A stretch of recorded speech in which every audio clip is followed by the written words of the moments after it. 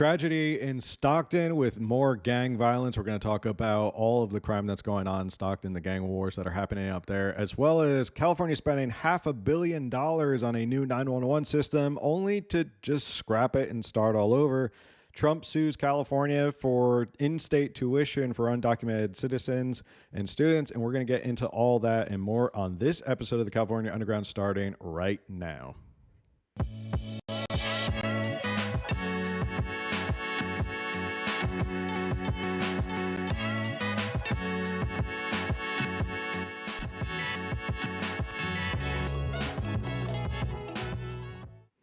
What's going on, everybody? Thanks for tuning into another episode of the California Underground. I'm your host, Phil. We got a ton of stuff to get to, including gang violence up in Stockton, $500 million wasted again by the state because we just love wasting taxpayer money here in the state.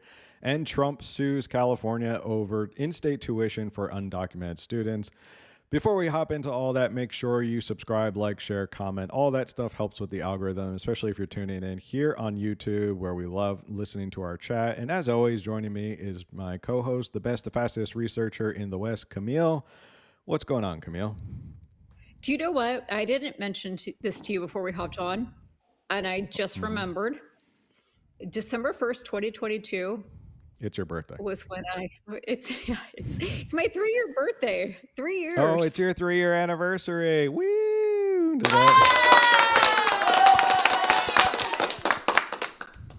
Thank you. You're welcome. I remember I had one sound cue on my board. So one sound cue, yeah. The applause. Crazy. It's been 3 years. 3 years already. Wow. Newsom's still our governor. Newsom's still governor, and we're still talking about him. We've covered a lot, and yeah, it's been quite a ride. So in 2026 is going to be even crazier. So first story of the night, kind of a really downer of a story, but a very serious story that I felt like we had to kind of cover because there is a political slant to it, because obviously this stuff wouldn't happen if it weren't for politics and what's going on in the state. And obviously these are important stories that we want to talk about. It's not always just about politics. It's about what's going on in California in general.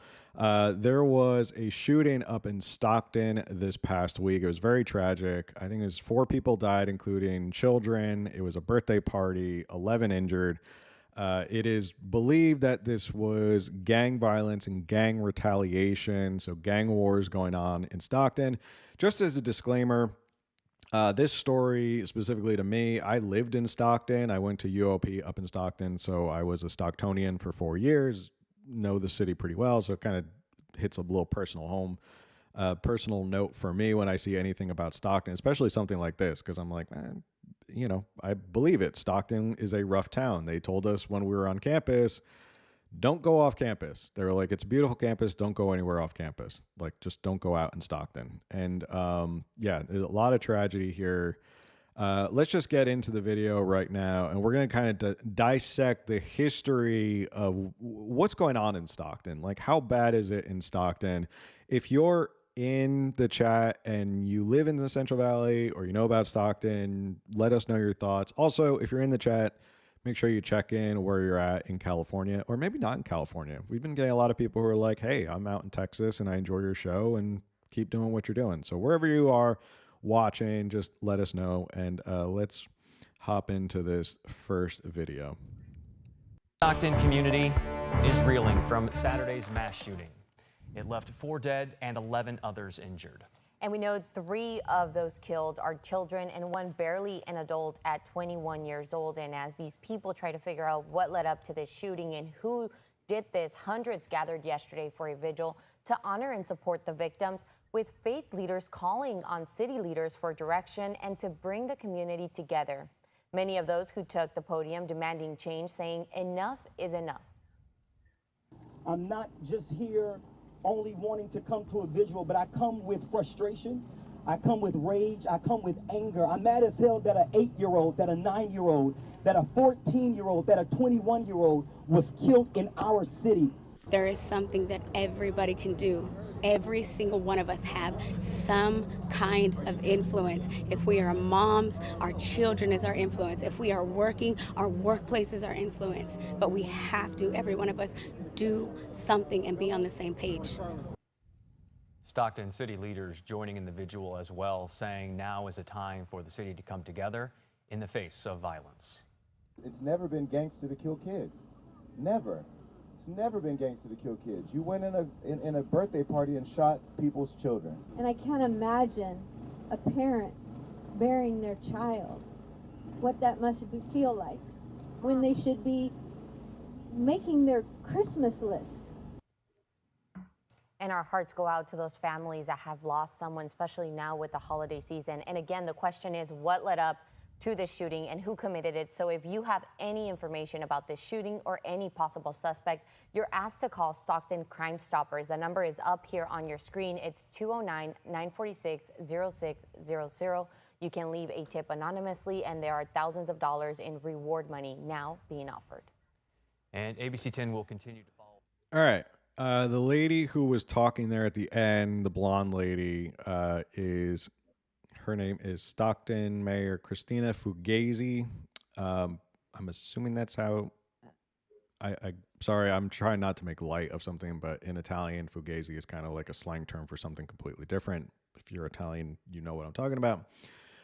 She had a statement to say about all of this, and it looks like, contrary to a lot of mayors across the country who are refusing the help of Donald Trump, in terms of like with Chicago, we know what's going on in Chicago. They're refusing help there. They don't want help in LA. They don't want help from the National Guard and the federal government to kind of crack down on gangs. This is a complete opposite take. And the Stockton mayor is basically saying, bring it on. Bring on like everybody you have. She's requesting all sorts of federal resources. Fugazi said, and this is from an article from CBS News, said the city has cracked down on illegal guns, seizing 752 guns off the street so far this year, up from 610 in the same time period last year. Quote, we've got approximately 5,000 gang members and 100 gangs in the city of Stockton, which that is a ton of gangs in one city, like 100 gangs and 5,000 gang members. She goes on to say, we need more. We need more. We want to be their pilot site for the United States of America. Come to Stockton. We're here ready with our arms open for you to come into the city and let us lead them, the nation, on how to do it right. This was the statement she released. I'm calling on the full power of the federal government, not only to stop crime, but also to give our community the tools to prevent crime before it starts.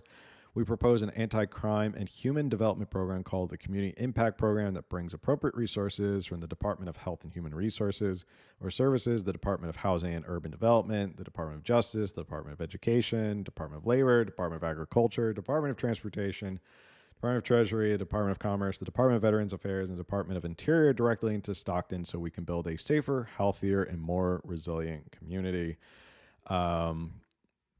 So yeah, but basically, like I said, everybody, anything that the federal government can provide is what she's asking for. She wants all of it. She needs all the help she can get.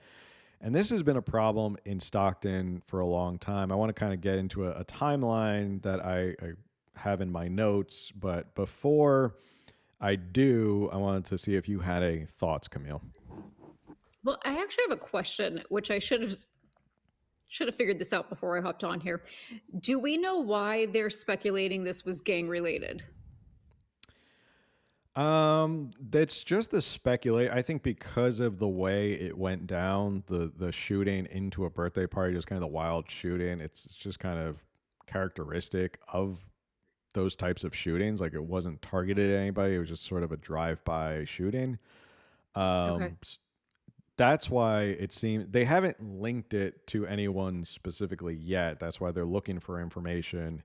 But all the stories I read are just that it is related to gang violence. And if you're in Stockton, then I assume they're all just assuming horrible violence like this is gang related.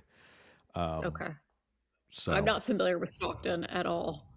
I had to look up where it even is today. So you didn't know Stockton is the biggest inland port in all of the United States? That is a fun fact for everybody. I think I'm Someone can correct. sorry. Now I feel dumb. Thank you. The Port of Um, Stockton. Yep. I'm going to make a bold statement that Okay. I could be very wrong on, but I understand that Governor Gavin Newsom did, he's not behind this shooting. He didn't hand someone a gun. He didn't ask someone to go do this. But November 2024, California absolutely voted Prop 36, which was basically to reform Prop 47, which was to, start really going after these crimes, petty crimes and bigger crimes, because California has really let this slide. And so my statement here is that Governor Gavin Newsom is definitely partially responsible for this happening, as he has just turned his head absolutely from funding Prop 36 and has just forgotten that it ever existed. And he prioritized Prop 50 this year. He was more concerned with making sure that we packed the Congress with more Democrats. And therefore, he decided that spending nearly $300 million of taxpayer money on the special election for Prop 50 was far more important than funding Prop 36, which could put criminals like this behind bars and prevent children being killed senselessly. Somebody in the chat said, this happened about 1.5 miles from my home. It's very sad and frustrating. I volunteer with the Stockton PD, and it really is a small percentage of people that do most of the crimes here. I mean, that was my experience. I was there from 04 to 08. There were lots of great people in Stockton, but it's a small minority of what's going on in Stockton. I had worked at the district attorney's. I was an intern as a pre-law minor and worked at the district attorney, and some of the stuff that we had to look at, evidence, crime scene photos, were just absolutely awful. I had to do a project once. It was like the first day I was there. I don't know if it was hazing or it just had to be done. They were like, hey, can you organize these photos, these crime scene photos? And it was a woman who was shot 8 times just walking home from the grocery store because she was wearing red in the wrong neighborhood. Like, she was wearing red and they just pulled up and shot her 8 times. And you had to go through the whole crime scene and the autopsy and all of that. And I was like, woof, okay, so this is what's going on in Stockton, not on UOP campus. It was kind of like bursting your little, college bubble. All right, so I want to go over a little brief history of what's going on, and then we're going to talk about the politics side of it. Like, why is it so bad? Why can't they crack down on any more gang violence or any of these gang-related crimes? Basically, let me try and get through this as fast as possible. Through the 1950s and 1960s, Stockton's first recognizable street gangs emerged in the African-American and Mexican-American neighborhoods south and west of downtown. Small turf. There were some Asian gangs. 1980s became the crack cocaine era and the birth of modern gangs. 84 to 89, crack epidemic hit Stockton hard. Crips and the Bloods, which I heard about, is that Crips and the Bloods moved from LA all the way up to 5 and started to recruit locally in Stockton, which caused more gangs to kind of move into Stockton. Mexican and Hispanic gangs solidify. There's the Norteños. Then there was Soreños. And then the Decado Street. And then Vickystown. Those were more Mexican gangs. Early 1990s was when there was really bad. Stockton ranked in the top 5 to 10 most dangerous cities per capita in the U.S. 1993 record, 71 homicides, mostly gang-related.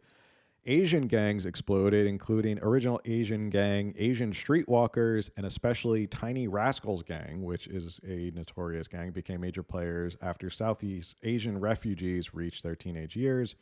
So think about, this is what, the 30, okay, I'm trying to think of like Asian refugees, Southeast Asia, maybe Vietnam and something like that. Late 1990s, early 2000s, there was a kind of a pushback. More gangs appeared, like subsets and hybrids. Young Gangsta Crips, the Taliban Boys. That's an interesting name around that time in 2000.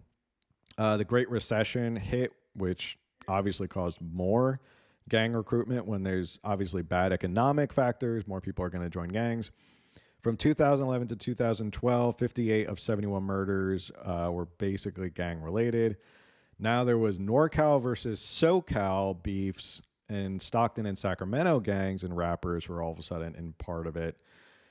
Now we jump to COVID, more gang violence, younger shooters, and then we have today, which is 2024. There's 54 homicides, up slightly from the past years, and then we come to today, which is the horrible shooting, including 4 dead and children, 11 to 14 wounded. And this is Flyboy Crips and the Muddy Boys beef with his possible rap scene ties. So, if you Okay. needed a little bit of a timeline on what's going on in Stockton, it's not great. They've been trying to tackle this gang problem for a long time now. It ebbed and flowed. It looked like even though they made progress some years, it wasn't enough. So it's kind of like, well, we reduced gang violence by 30%, which still means that it was still pretty bad compared to normal cities. That's how bad Stockton is that even reducing it by 30% or something is still really bad in most cities. And Stockton is still one of the most dangerous cities in the country. I think you sent me stats on violent crime in Stockton and how bad it is. It always ranks in like the top 10. It's just really one of the worst cities. I was looking at this, 2024, there's 145 plus shootings. That's about 14 per 1,000 residents. That's terrifying. That is 14 shootings per 1,000 residents. There is gang members tracked in Stockton, 88,000 statewide. Sorry, that's 88,000 gang members statewide. It's a lot. Gang problem is a really bad problem in California, and no one seems to really talk about it. You know, we talked about Rob Bonta last week and how he's in the middle in this huge scandal with Andy Duong and what's going on in Oakland. And these are things that you think like the attorney general should be cracking down on, the governor should be cracking down on. We should not be as lenient as we are with gang violence, because this is the stuff that happens when you just kind of turn a blind eye to gangs and gang-related violence. This is what happens. Someone is going to get caught in the crossfire, and unfortunately, in this shocking and tragic case, it's young children who got killed, who lost their lives right before Christmas. Like the mayor was saying, they should be filling out their Santa Christmas list.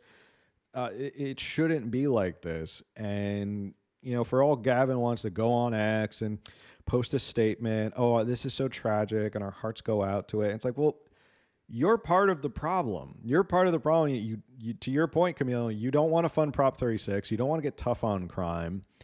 I want to show a video in a second. Newsom also signed something else that also made this problem even worse. You're all part of the problem. Rob Bonta's not stepping up. It's just this type of crime is just for some reason ignored in California. And I don't know why they ignore it. Maybe they just don't want to tackle it. It's kind of like what's going on with illegal grows, like cannabis grows in Northern California. We just don't talk about that either. You know, we have Chinese and Mexican cartels operating in our state. No one cares about that. There's horrible gang violence and children being gunned down in the streets. I mean, awful stuff. Let me get your thoughts, because I'm going to take a sip of water before we hop into our next video. Well, you may be coming to this, but I think one of the articles you sent, the mayor said she doesn't want the National Guard to come in because she doesn't want a situation like what happened in Los Angeles. But I guess I don't know what the word is, so I won't describe the word. I won't say my emotions. But why is she, going back to Newsom, why is she going over Newsom's head in the sense of like, why isn't she calling on Newsom do something? Perhaps she's realized Newsom doesn't do anything and it's just pointless. And so she's like, I'm going above you. I'm going to higher grounds because somebody needs to do something and you haven't. But she did say she doesn't want the National Guard, which, I don't know what the National Guard could necessarily do. So I suppose they just need more funding for police. Not just that, but that, there needs a lot of things, but more funding for police would obviously be a good start. But I was kind of confused about why she was like, no National Guard. But again, I guess that would be temporary. And so it needs to be a permanent fix, not just something like bring them in for a couple weeks. Um, well, in the comment, this is why we do this live. I just want to say, and this is why we love our chat, because I didn't know about this story, and I was listening, I promise, but somebody brought this up in the chat. I can multitask. Anybody remember Patrick Purdy? And I never heard about Patrick Purdy. This was a Stockton schoolyard shooting, 1989. A guy by the name of Patrick Purdy, 24 years old, shot and killed 5 children and wounded 31 others, all but one of them children, before committing suicide with a single pistol shot to the head. Wow. Okay. That's tragic all around. Yeah, it's wow. More bad news for Stockton. Just there's like bad juju going on in Stockton. Like they need I don't know what you would call it. Like they just need like a big exorcist of Stockton. But to my next point, we were talking about Gavin Newsom and people who are not taking this seriously and fostering sort of a soft on crime, gang violence stance, a public safety stance. And I looked into it, but I think I want us to watch this video because I don't think anyone can explain it better than this district attorney from Tulare County about a bill called AB 333, which is called the Step Forward Act. And he's going to explain why it is so terrible for California and why it's going to cause more gang violence and more gang crime. It's going to make our cities less safe. Hello, Tulare County. As your district attorney, I believe that part of my job is to inform and share the reality of how public safety in the criminal justice system right here in Tulare County is being affected by decisions made in Sacramento by the governor and the legislature. A bill that very few people have heard of is Assembly Bill 333 relating to criminal street gangs. Governor Newsom signed this bill and it took effect January of 2022. It changes the law in several ways and ultimately reduces and limits our ability to charge and prove gang-related crimes. While current law does allow for an additional sentence to be imposed for crimes that benefit a gang, this new change will result in fewer cases having that additional punishment imposed. Also, the new law bifurcates or splits criminal gang allegations from other crimes in a criminal trial proceeding. In doing so, prosecutors must prove 2 phases of a case separately. First, that the crime was committed, followed by a separate trial phase proving the crime was gang-related. This bill also removes district attorneys' ability to prove a list of offenses that include some fraud and identity theft crimes, but most shockingly, felony vandalism, from the list of crimes that define a pattern of criminal gang activity. In other words, the felony crime of tagging gang graffiti across our cities can no longer be used as evidence that gang members engage in a pattern of criminal gang activity. But I want you to know that I was against this new law. Due to the aggressive efforts of law enforcement in Tulare County and members of my office, we've seen a drastic decrease in gang crimes in our cities. The number of alleged gang crimes submitted to our office over the past few years has reduced as much as 40%. But the ramifications of this bill are simple. You're going to hear about crimes committed, and this law will now limit our ability to charge the special enhancement and increase the punishment. Once again, the legislature has reduced sentences for some of the most dangerous criminals who prey upon our communities. This law was also applied retroactively.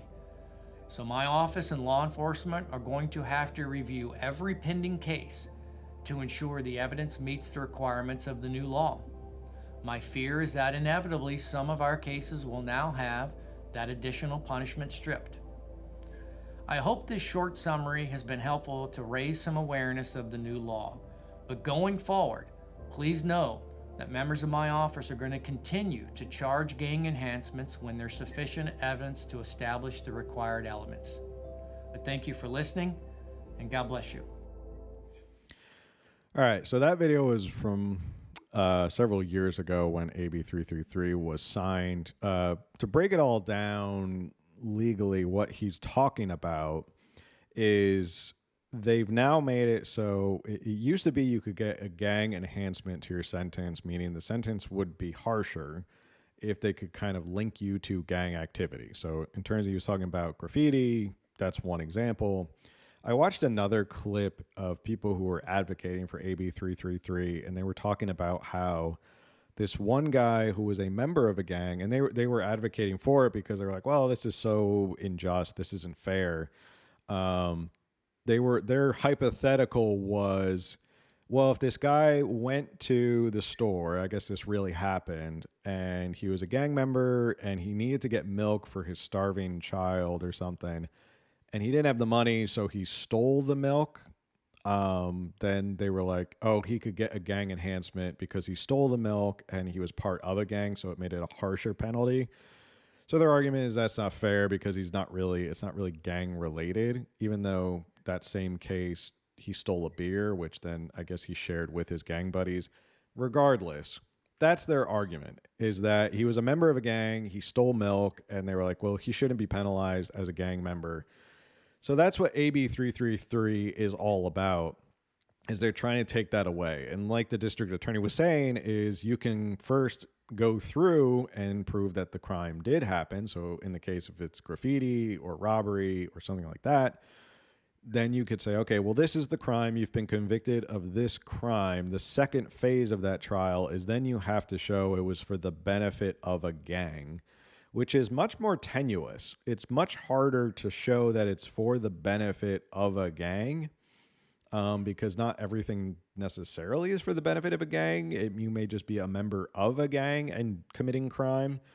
And that makes it harder to give them the gang enhancement sentencing to kind of drop the hammer on them and say, like, don't be a member of a gang, because if you get caught committing any crime, they're really going to drop the hammer on you. And instead of going away for 3 years, maybe you go away for 8 years or something like that. That's what the DA is talking about. And, you know, could a jury of their peers say like, oh, they got caught with graffiti, vandalizing. Is that for the benefit of a gang? I don't know. Like, how do you make that case that it's for the benefit of a gang by just doing some graffiti? So that's one way, and this was signed into law by Gavin Newsom as part of his Step Forward Act to kind of, you know, there's part of that whole phase early on in his career about, it feels like it was a long time ago, but it was really just like 5 years ago that Democrats were going through this whole soft on crime, criminal justice reform wave. And this was part of it, was they were trying to get rid of this gang enhancement. So AB 333 was in my research, a bad law that, look, if you're trying to crack down on gangs, one deterrent you can use is to use gang enhancements, to say, don't do any crime, don't be a part of a gang because you'll go to jail for even longer. That's one way you can do it. And that's one way you can crack down on crime. But if you're just going to get picked up for vandalizing, I don't know, how long are you even going to go to jail? Like in California, like is that a slap on the wrist? You'll be back out on the street anyway. Or in this case, you'll be back on the street a lot sooner. So that's what's happening, is this soft on crime, soft on gang crime is happening here in California, thanks to people like Gavin Newsom who signed laws like this. Any thoughts on that? Yeah, I like what you said. Just don't be in a gang. Like, just stop doing stupid stuff. Maybe, find better friends, go get a job, go back to school, and don't be in a gang. Don't be in a gang. It's probably not going to work out good for you. And that's why, like, in the recession and COVID, you saw gang membership rise because of the fact that when things get desperate and you're in a neighborhood that doesn't have a lot of economic opportunity, sure, your only place to turn is join a gang. That's the only place maybe you can make money. So that's why gang membership rises during recessions or times that are not economically great.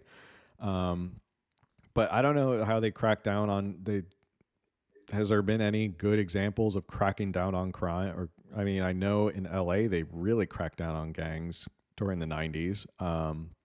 But it feels like Yeah. Stockton just never did. It feels like Stockton never did what it was supposed to crack down, and now we're seeing the ramifications of it. Yeah, I think people don't realize ramifications can come years, decades later. Like we kind of mentioned on a recent episode that it was, I think, in the 1990s that the UK started, making it so much harder to own a gun, and now here they are getting arrested for Facebook, Twitter posts, like crazy stuff. And that didn't happen right away, obviously, but it's sort of like, well, like we always say here, the Second Amendment protects the First Amendment kind of thing. Anyway, that's getting off topic. I hope that I don't sound insensitive to this incident, because this, sometimes I have to just kind of like tune out emotionally, because as a mom, I always am like, that's the same age as like 14. I have a 14-year-old daughter. My kids are, of course, getting older every year, but 8 and 9-year-old, I have 8 and 9-year-old nieces and nephews. And so it's very easy for me to connect that, like that could be that kid. That could be like this kid that I know, that I love, it's like that could have been them. It could I have a 20-year-old son. 21 is so young still. I know like it's technically an adult, but my gosh, when you really look back and think about when you were 21, like that's so young. And so this is very tragic. This is very sad. And so I hope that nobody thinks that I'm just sitting here being sarcastic or like, just like, oh yeah, whatever, happening. No, like this is awful. I hate that this kind of thing is happening so often, that we do tend to just be like, oh, look, another one. Like that's horrible. And it's horrible that any child would die like this at any time. But yeah, when we think about, we had just had Thanksgiving and now we're preparing for this new holiday season. And like everyone said, this kids should be making their, Hanukkah or Christmas wish list. They should be excited to go get the Christmas tree. And we don't really have that much snow. I don't know if Stockton has snow, but it's like, the winter, like it's just the Christmas break coming up from school, like all the things, all the fun things that these kids should be excited about and the parents excited to do with them. And instead it's just a whole different story. And it's hug your babies. Yeah, you really don't know where Stockton is. That's funny. We never got snow. It gets cold. It gets cold in Stockton. It gets super hot too. I remember the summers would get like 112. Someone in the chat said, please don't tell me a baby died. I think, what was the youngest age? 4? It was 4, 8, and 14. I think they were 8, 9, 14, and 21. 8, 9, 14. No, yeah. We don't know the ages of the injured. Yeah, there's 11 or 14 injured. So they are babies. I mean, the 8-year-old is like maybe a kid, but it just feels like, wow.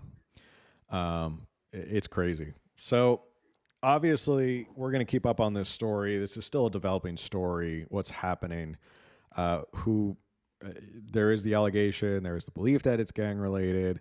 We've been talking a lot about gang violence. Someone said Stockton has snow, but not the kind that you can think of. Right. That's probably why there's so much gang violence. That makes sense.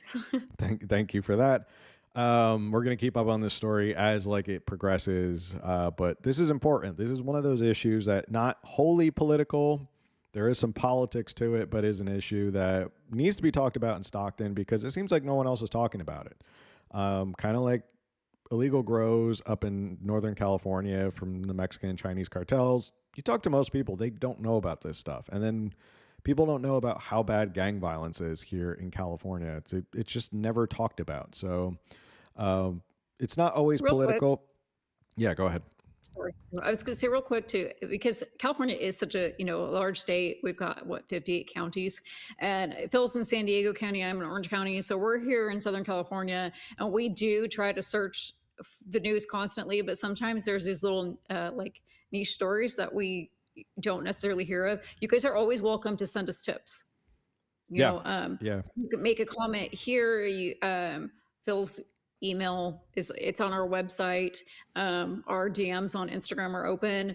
Yep. I read you all the know, DMs. So like if people DM me on Instagram, I look at all your DMs single-handed. So it's not like a bot going so through. yeah, if you're like aware of a story that you feel like needs eyes on it that just is not being talked about in California, we're happy to look at it and see if there's something we can say about it. Yeah, we'll put it out there if it's it's a good story that we need to get people to know about. We'll definitely talk about it because the news, as much as we follow the news and report it and relay it to you guys, that's what we're here for. Is also the stuff that falls through the cracks that maybe they don't want to And talk you about. probably are tired of us talking about Gavin Newsom every week.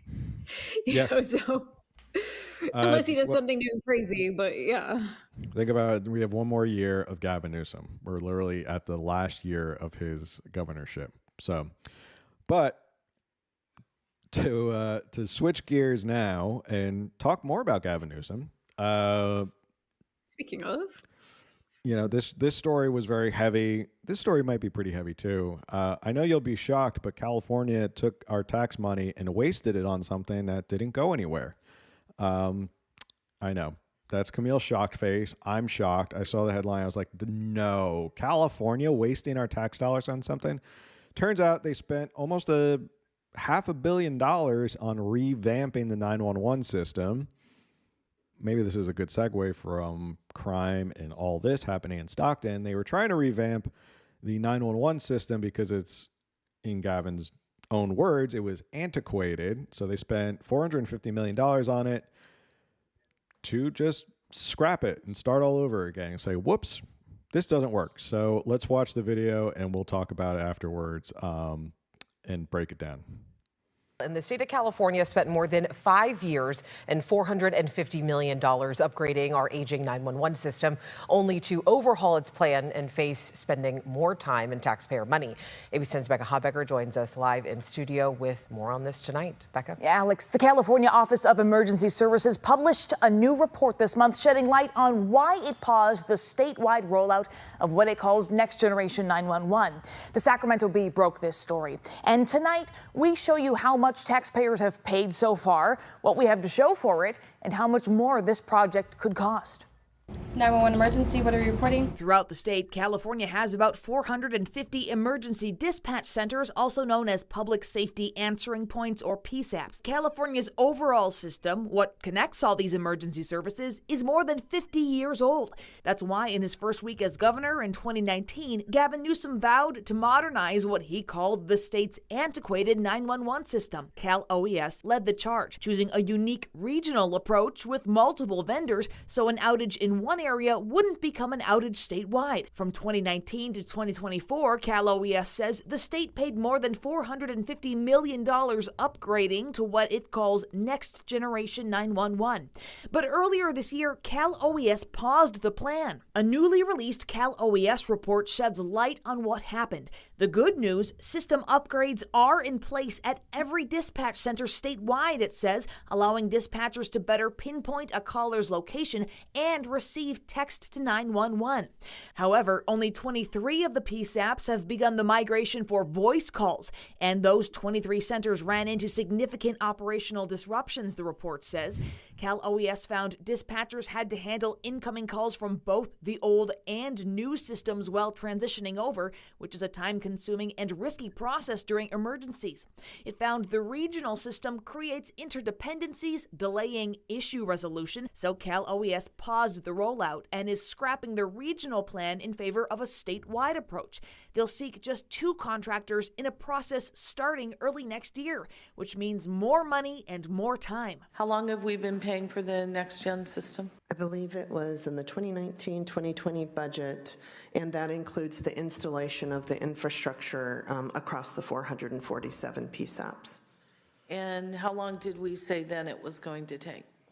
The last time we were before this body, we assumed that we would be completed by the end of this year. The new Cal OES report says it now plans to complete the transition to statewide Next Generation 911. So they first proposed this plan 2019 when Gavin Newsom was sworn in as governor. It was his first year as governor. Remember, he was elected in 2018. They predicted it would be done this year, and and it's basically kaput. And Yes.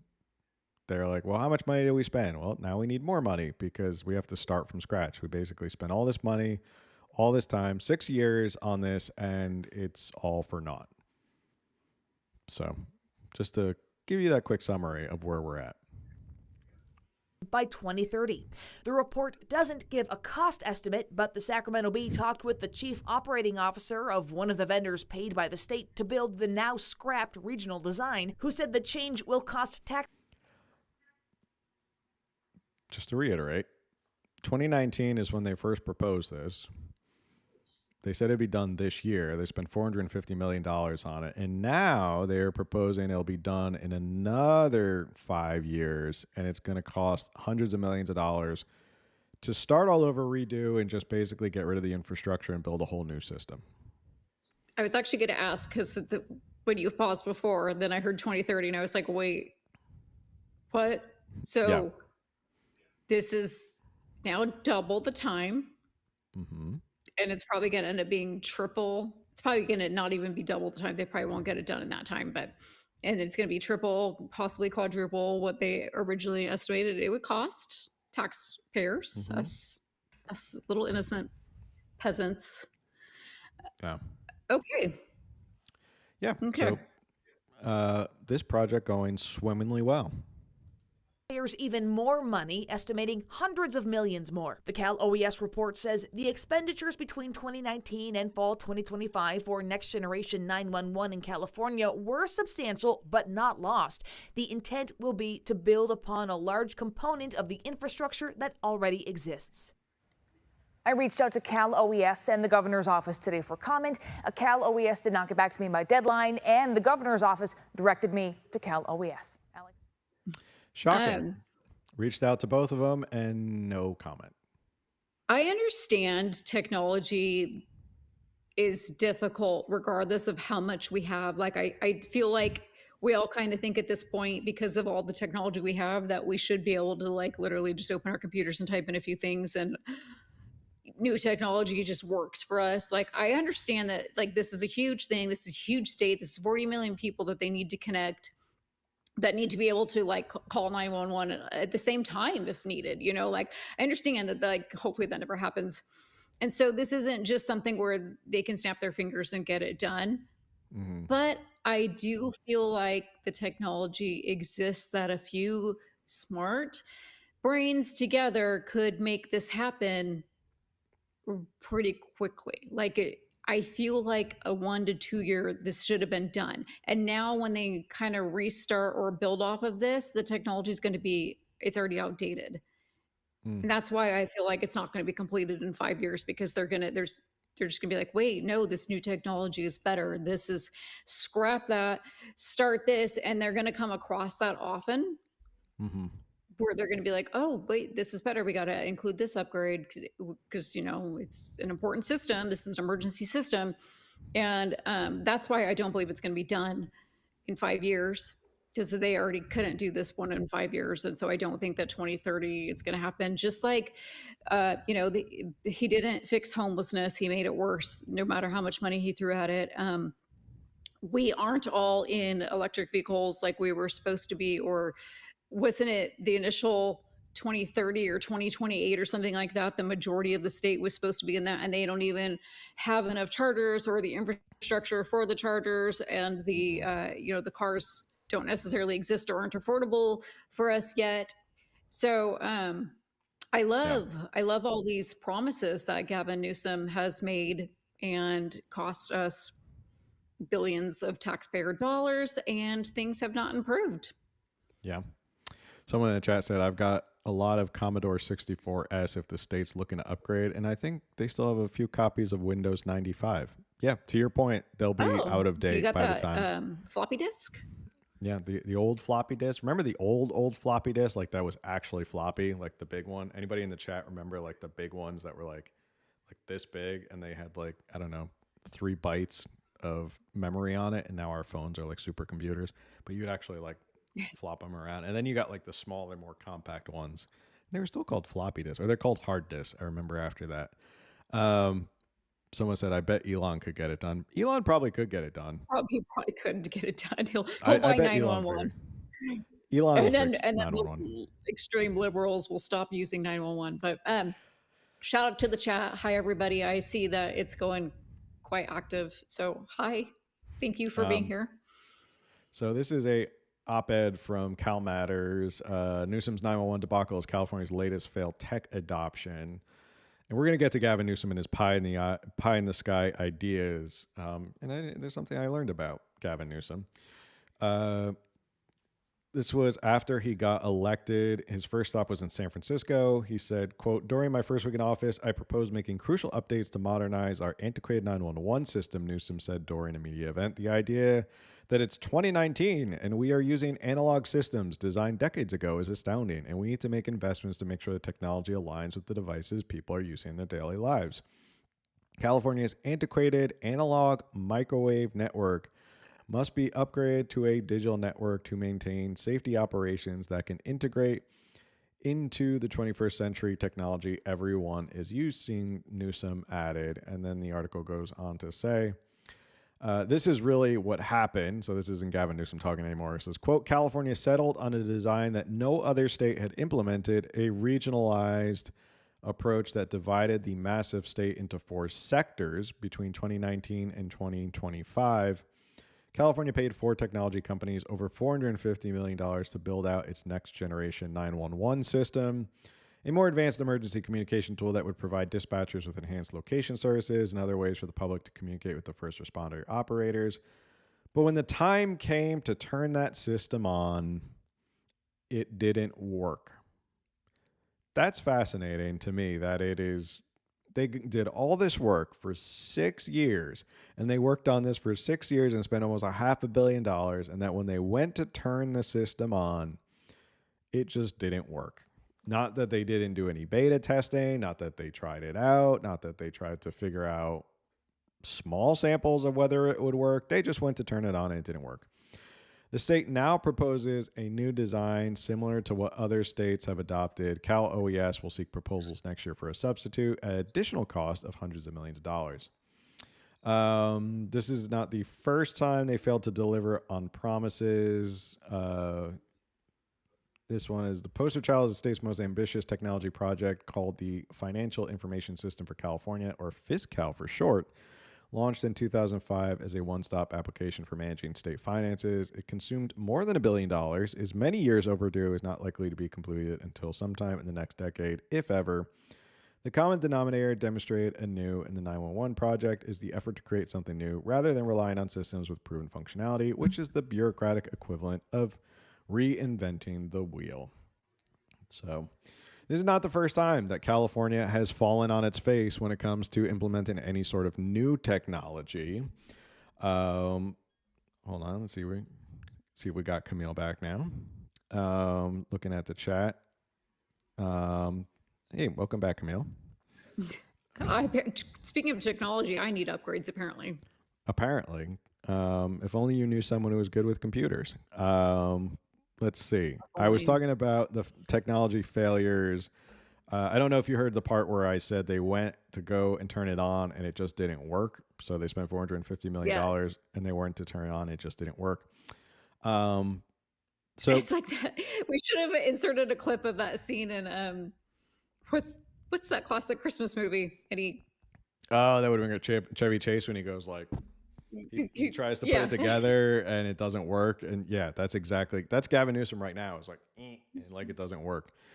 Yeah. So this was something else that I didn't know about Gavin Newsom. Did you know he had all these like pie in the sky ideas? And actually there was something on last week's episode that we discussed. I didn't pick up on it, but it came up again in this article. Gavin Newsom is an author. And before he was governor, he wrote a book. I recently learned that. It was called Citizenville. It's on Amazon. You can go check it out. It's on there. I didn't actually see how many stars it has or what people said about it. But I did find a review of it. And this was somebody who just kind of gave me a rundown because I'm not going to read this whole book that Gavin Newsom wrote. Basically, to give you a summation of what Gavin Newsom was talking about in this book, is he's saying that California should be this new technologically advanced government, that we shouldn't have this overly bureaucratic old system, that because of technology, politicians should be accountable. They should be accountable in this new form of techno-democracy where we don't need all of these bureaucratic, old, antiquated systems. And that was what his book is about. So remember when we talked about last week, Eric Swalwell said he wanted to modernize the state. And then Alex Michelson said, oh, it's kind of like Gavin Newsom wrote this book, Citizenville. And Eric Swalwell was like, yeah, I read it, but I want people to vote by phone. This is what they were talking about. And I read this review. So let me read a couple snippets from this review so you get an idea of what he was talking about.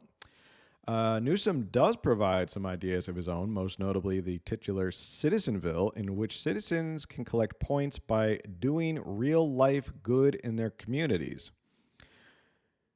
Which, again, I haven't read the book, but to people in the chat, I imagine you're smart enough to figure out that sounds a lot like social credit scores of like you're going to be tracked at how well you do in your communities by technology.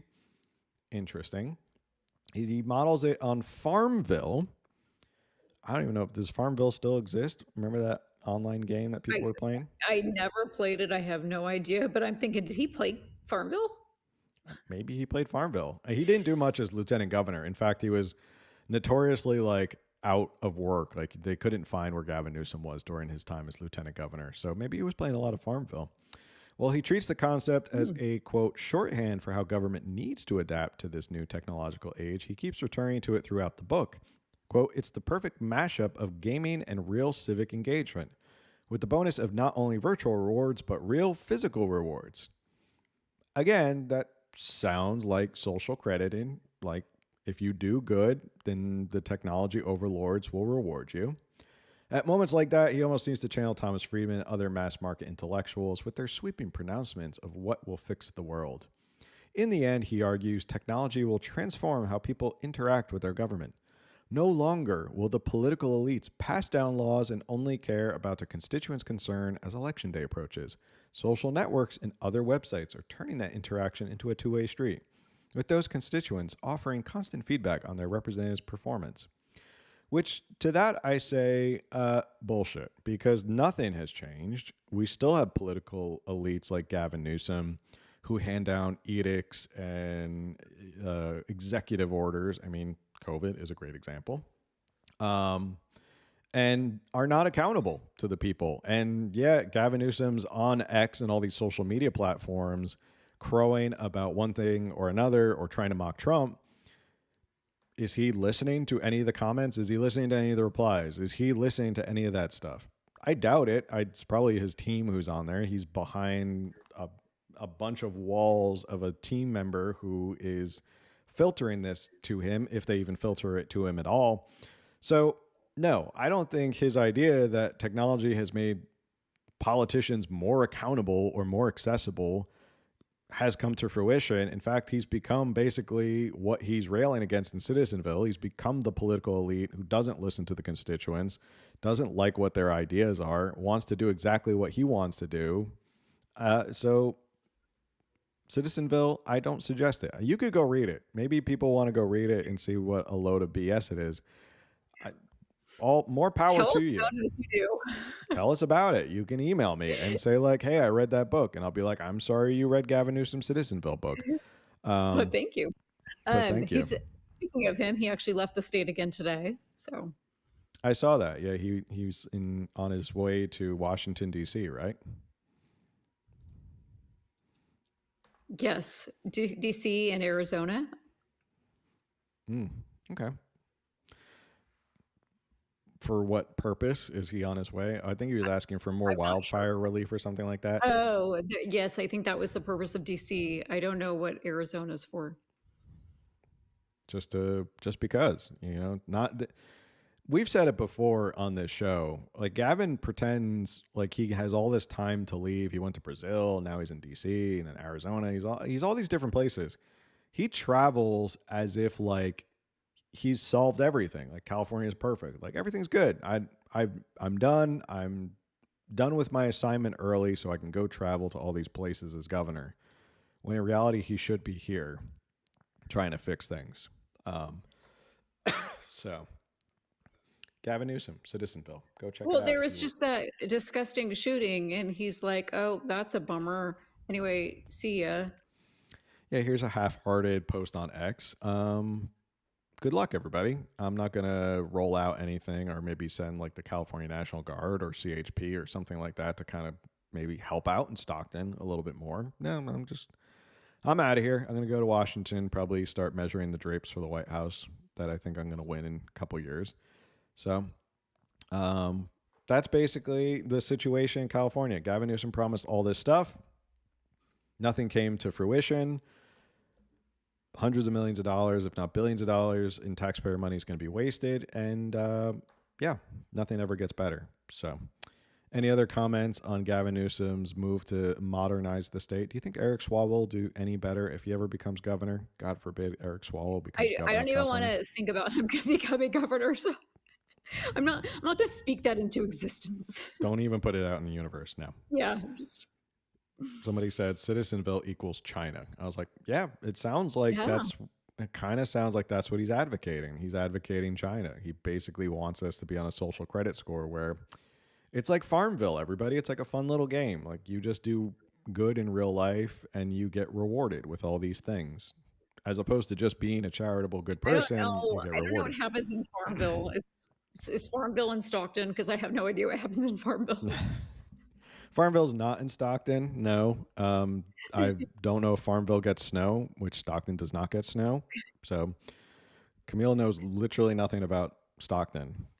So maybe we can raise funds and like send Camille to Stockton to go check it out so she can learn more about Stockton firsthand. We'll start a GoFundMe. The send Camille to Stockton. What is this? It'll be fun. It's, a short flight to Sacramento and then a short hour drive. I was going to say I'll just take the bullet train there. No, can't do that. It's not ready yet. Oh, okay. No. All right. Speaking of Washington, D.C., you like that segue? Last story we're going to cover tonight because we're coming up on the hour right now. And thank you, everyone, for tuning in. And the chat has been awesome tonight.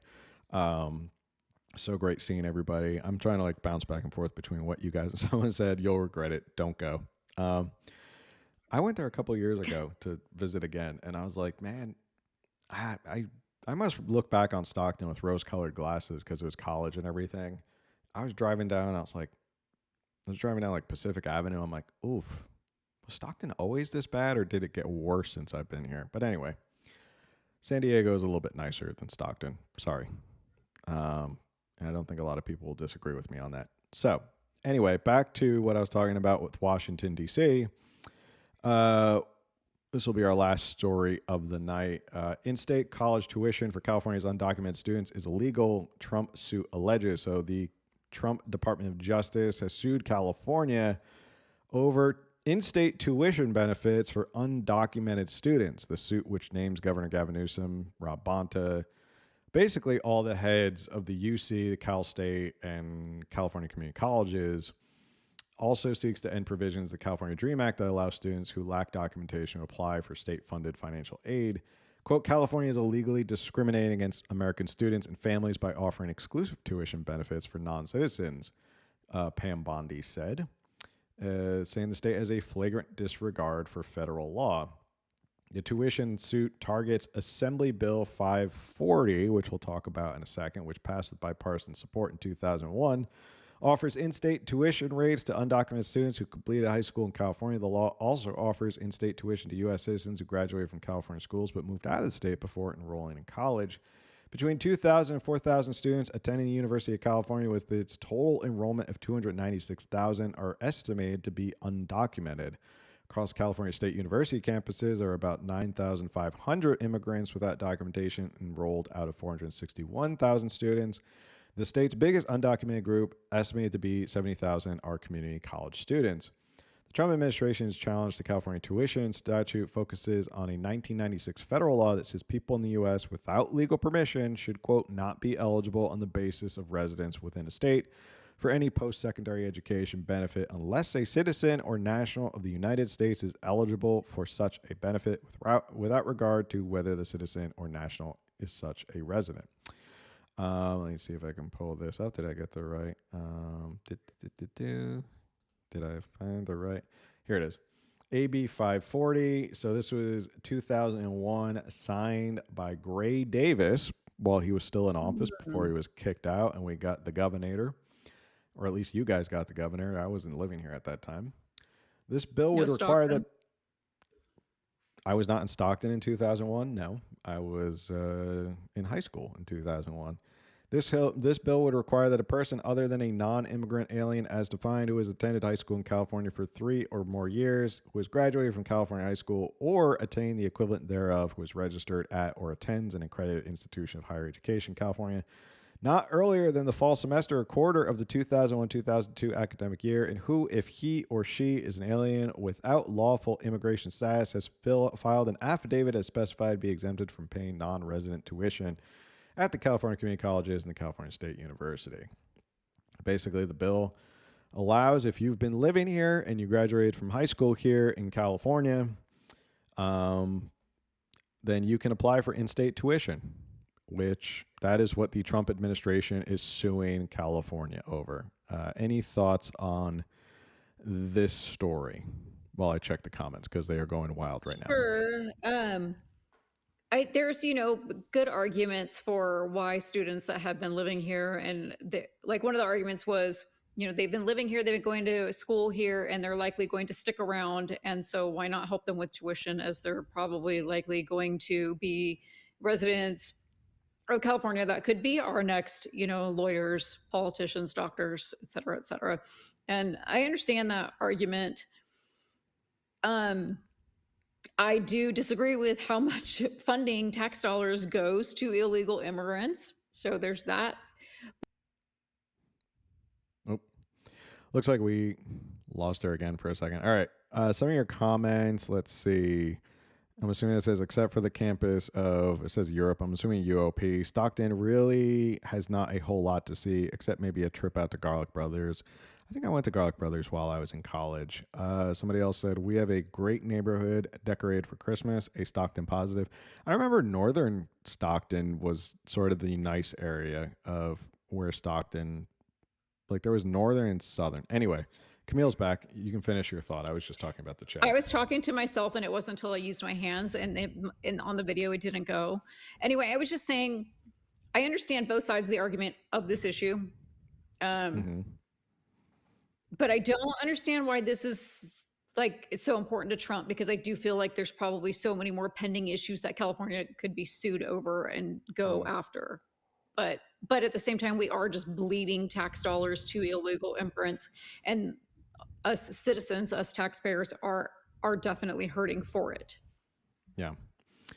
Yeah, I guess if in an optics sense, if you're looking at this politically, does it endear you or not? Does it endear him to his base? Yes. Does it endear him to the independents and the swing voters? Probably not. But then again, this is California, so you're not really swinging anybody here in California, which may hurt in the gubernatorial race, but I don't think Trump's worried about the gubernatorial race. And that's going to be a big issue coming up next year, which I'm sure the two Republican candidates are going to have to talk about, is any sort of allegiance or support of President Trump, and they're going to try and get them on that. I mean, we saw what happened with Prop 50. They just made Prop 50 all about Trump. So they're going to make any Republican candidate about Trump. Somebody asked, is Gray Davis still alive? I think so. I think I've seen him on like CNN and stuff. Like, he's a political commentator now. Yeah, I'm pretty sure. Well, I think we would have heard. Pete Wilson's still alive too. Fun fact, he recorded a video. I was at the Lincoln Club dinner a couple weeks ago, and he recorded a video for somebody. I was like, Pete Wilson's still alive? Wow, okay. I didn't know Pete Wilson was still alive. So is this another fight that I feel like I look at it from a legal perspective of like, So there's this conflicting federal law, and there's something that California is doing, and the question is, does the federal law preempt what's going on in California? I feel like a lot of times, I don't know if they're smart enough to be doing this, but a lot of times with the Trump administration, both Trump 1.0 and 2.0, they throw a lot of stuff against the wall, like lawsuits and stuff, and they assume it's going to get up through the court system and eventually get to the Supreme Court. And it's basically like, we think there's a novel theory here, or we think this should be overturned. So we're just going to throw a bunch of lawsuits out there, and maybe one will get up to the Supreme Court. Kind of reminds me of the whole birthright citizenship issue, which to me, as a lawyer, I still don't understand the argument for or against birthright citizenship. I really want to look into it and learn more about it. But that's one of those issues that, like, we've never really decided that, and like the Supreme Court's never really thought about that.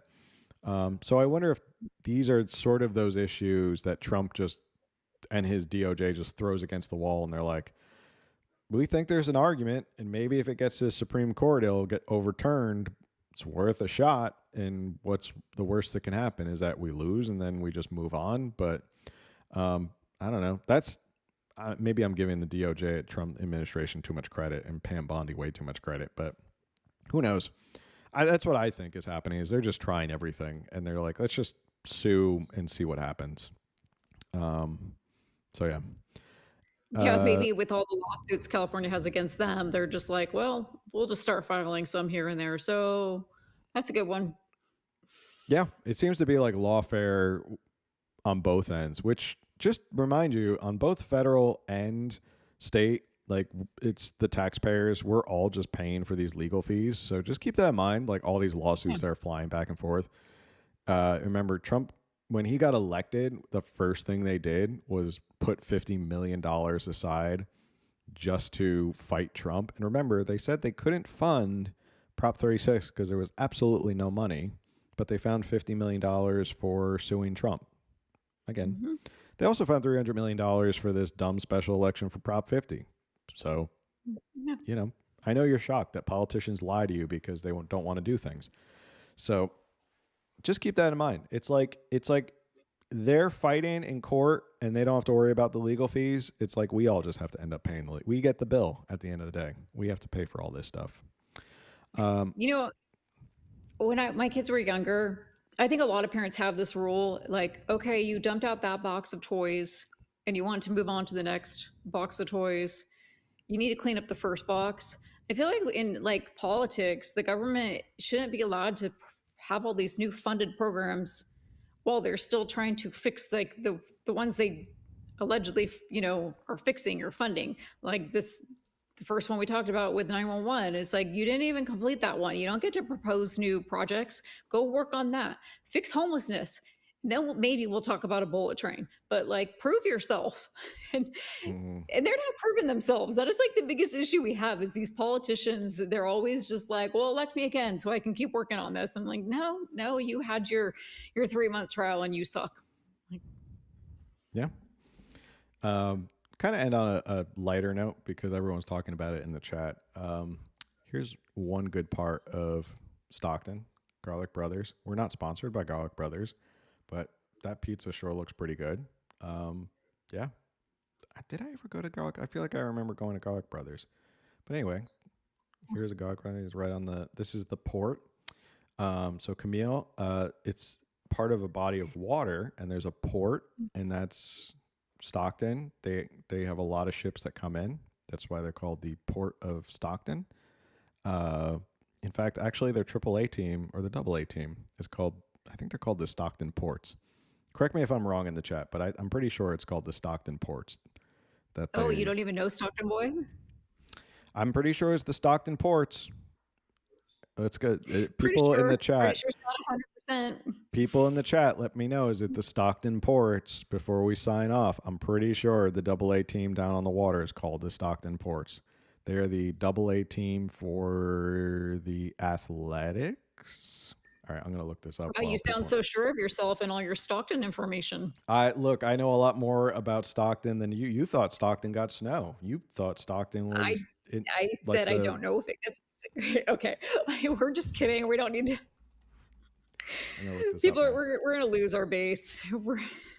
People are like, this is getting silly now. Yeah, they're like, this is not what we're here for. This Sorry, is, This is guys. not what we're here. Nope. Boom. I was right. It is the Stockton ports. Yes, I'm going to show you. See?